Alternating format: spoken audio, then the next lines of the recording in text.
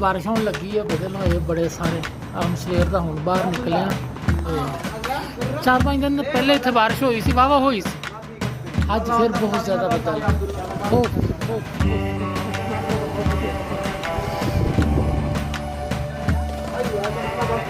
ਬੜੀ ਮਿੱਟੀ ਉੜਦੀ।